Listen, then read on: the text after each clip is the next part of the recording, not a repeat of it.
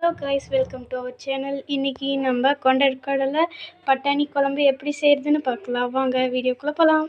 தேவையான பொருட்கள்: இந்த தக்காளியும் இந்த தேங்காயும் அரைச்சிக்கிறோம். ஃபஸ்ட்டு வாங்க அரைக்கலாம்.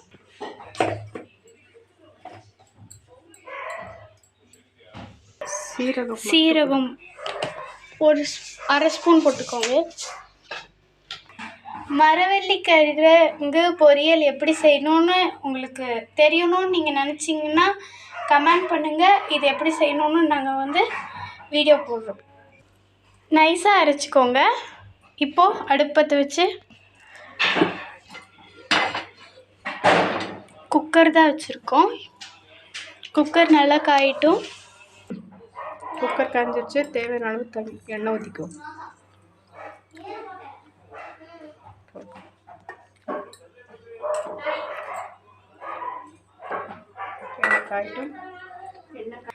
எண்ணெய் நல்லா காஞ்சிருச்சு. இப்போ கடுகு சேர்த்திக்கலாம்.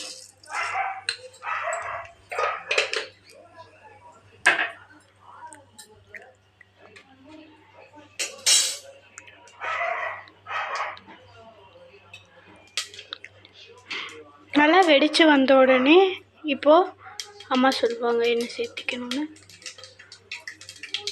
கடுகு நல்லா வெடிக்கட்டும். வெடித்த உடனே கருவேப்பிலை சேர்த்துக்கலாம்.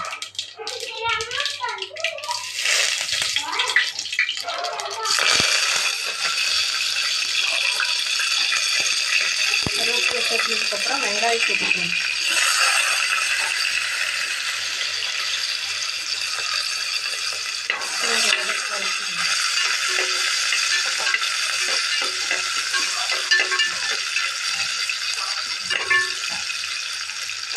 நம்ம எல்லாம் குக்கரில் ஒட்டுக்க வேக வைக்கிறதுனால எல்லாம் அடுத்தடுத்து போட்டுடணும்.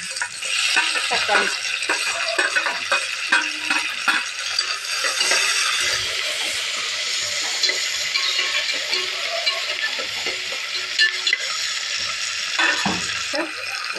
நம்ம ஊற வச்சு வச்சுருக்க பட்டாணியும் கொண்டக்கடலை. இது எத்தனை மணி நேரமாக ஊறணும்? ஓவர் நைட் 8 மணி நேரம்.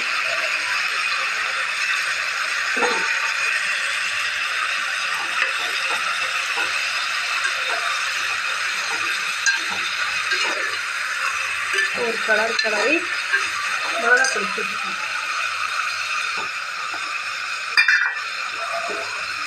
ரெண்டு ஸ்பூன் மிளகா பிடி. சாம்பார் தூள் 2 ஸ்பூன். அரைச்ச பேஸ்ட்டை ஊற்றிப்போம்.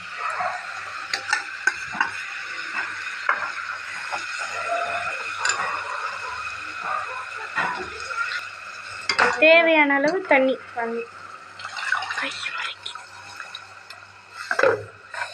நல்லா கிளறிக்கோங்க. பண்ணிவிட்டு இப்போ அளவு சால்ட்டு போட்டுப்போம். சால்ட் சேர்த்திக்கலாம். போடுறேன். அம்மா இங்கே இருக்கு.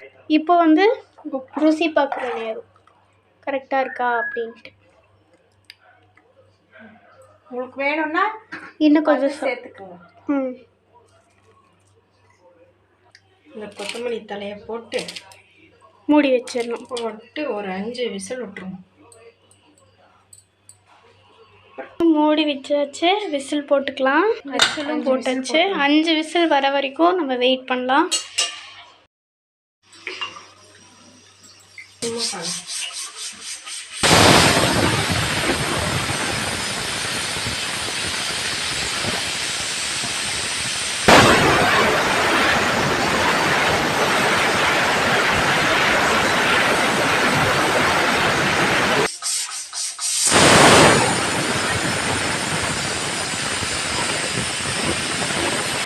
ஆவி பறக்க பறக்க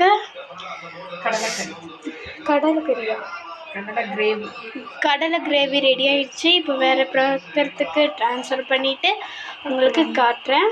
சப்ஸ்கிரைப் பண்ணுங்கள், லைக் பண்ணுங்கள், ஷேர் பண்ணுங்கள், கமெண்ட் பண்ணுங்கள். மறக்காமல் பெல் ஐக்கானை ப்ரெஸ் பண்ணிடுங்க. இது வாங்க சுவைக்கலாம் சேனல். வாங்க இப்போ போய் ட்ரான்ஸ்ஃபர் பண்ணிட்டு எப்படி இருக்குன்னு உங்களுக்கு காட்டுறேன். இதோ குழம்பு ரெடி. இதுக்கு தொட்டுக்க நாங்கள் சப்பாத்தி செஞ்சுருக்கோம். சாஃப்டான சப்பாத்தி வித் குருமா நல்லா ருசியாக இருக்கும். இது மட்டும் இல்லாமல் டிஃபன் ஐட்டம்ஸ்க்குலாம் நீங்கள் இந்த குருமாவை செஞ்சு சாப்பிட்டுக்கலாம். நல்லா டேஸ்டியாகவும் இருக்கும். உங்கள் வீட்டில் செஞ்சு பார்த்துட்டு எப்படி இருந்துச்சுன்னு சொல்லுங்கள். தேங்க்யூ, பாய்.